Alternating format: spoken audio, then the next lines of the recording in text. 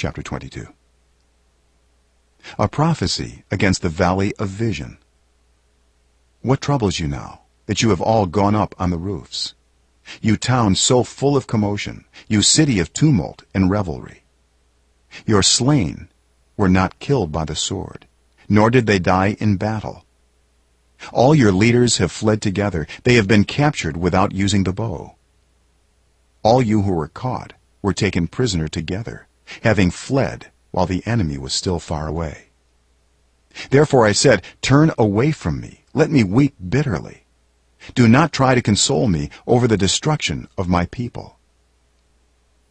The Lord Almighty has a day of tumult and trampling and terror in the valley of vision, a day of battering down walls and of crying out to the mountains.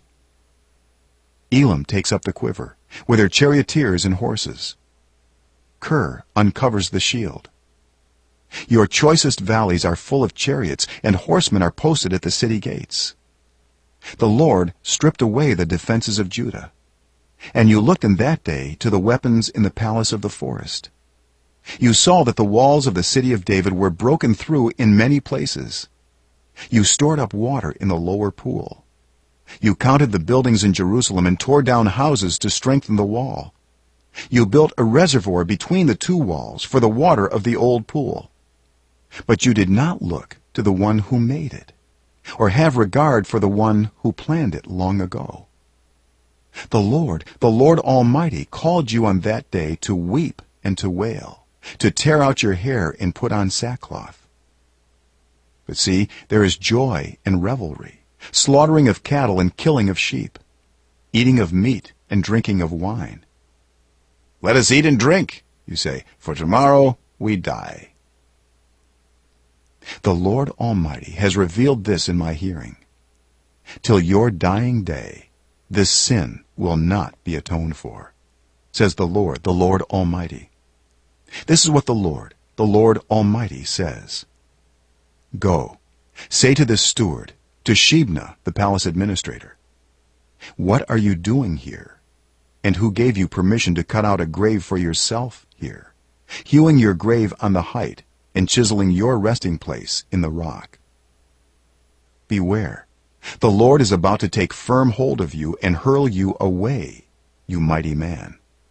He will roll you up tightly like a ball and throw you into a large country. There you will die, and there the chariots you were so proud of will become a disgrace to your master's house. I will depose you from your office, and you will be ousted from your position. In that day I will summon my servant Eliakim son of Hilkiah. I will clothe him with your robe, and fasten your sash around him, and hand your authority over to him. He will be a father to those who live in Jerusalem and to the people of Judah. I will place on his shoulder the key to the house of David.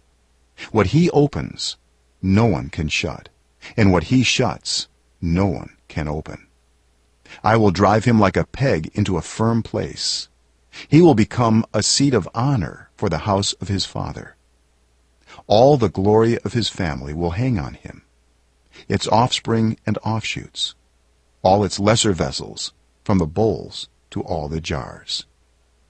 In that day, declares the Lord Almighty, the peg driven into the firm place will give way. It will be sheared off and will fall, and the load hanging on it will be cut down. The Lord has spoken.